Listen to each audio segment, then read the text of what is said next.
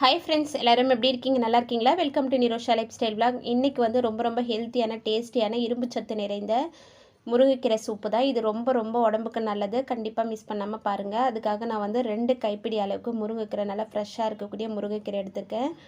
நான் இப்போ வந்து ஒரு 4 பேர் அளவுக்கு குடிக்கிற அளவுக்கு சூப்பு குடிக்கிற அளவுக்கு நான் சொல்லியிருக்கேன். இப்போ 2 கைப்பிடி அளவுக்கு நான் முருங்கைக்கீரை வந்து இந்த மாதிரி அந்த காம்பு பகுதிகளாக இருக்கும் இல்லையா, அதோடு சேர்த்து போட்டுட்டு நல்லா வந்து தண்ணி ஊற்றி ஒரு 2 நிமிஷம் ஊற வச்சிட்டிங்கன்னா ஊறிடும். அதுக்கப்புறம் நல்லா 2 தண்ணியில் வந்து நல்லா அலசிடணும். அப்போ தான் பூச்சிகள் இல்லாமல் நல்லா க்ளீனாக கிடைக்கும்.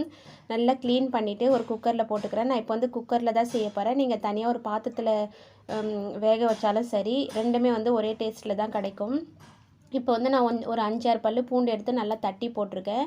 ஒரு சின்ன வெங்காயம் வந்து சின்னதாக கட் பண்ணி போட்டிருக்கேன். ஒரு தக்காளி, அதுக்கப்புறம் வந்து கொஞ்சமாக மஞ்சள்தூள் போட்டுக்கிறேன். போட்டுட்டு இது கூட வந்து கொஞ்சமாக வந்து பெருங்காயத்தூள் சேர்த்துக்கிறேன். பெருங்காயத்தூள் சேர்த்துட்டு அது கூட வந்து கொஞ்சமாக வந்து மிளகு, ஒரு 10-15 மிளகு சேர்த்துக்கிறேன்.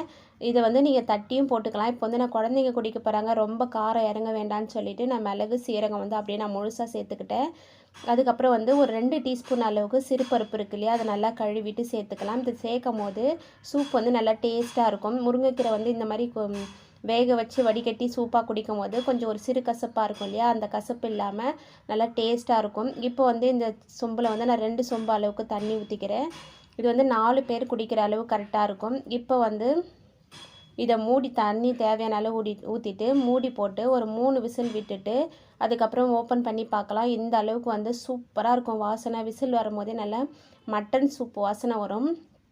இப்போ வந்து நம்ம வந்து ஒரு மத்து இல்லைன்னா இந்த மாதிரி ஒரு கரண்டி வச்சு நல்லா வந்து மசிச்சு விட்டுக்கலாம். மசிச்சு விட்டுட்டு நல்லா வடிகட்டி கையில் நல்லா புழிஞ்சு எடுத்துட்டோம்னா சூப்பரான சூப் ரெடி ஆகிடும்.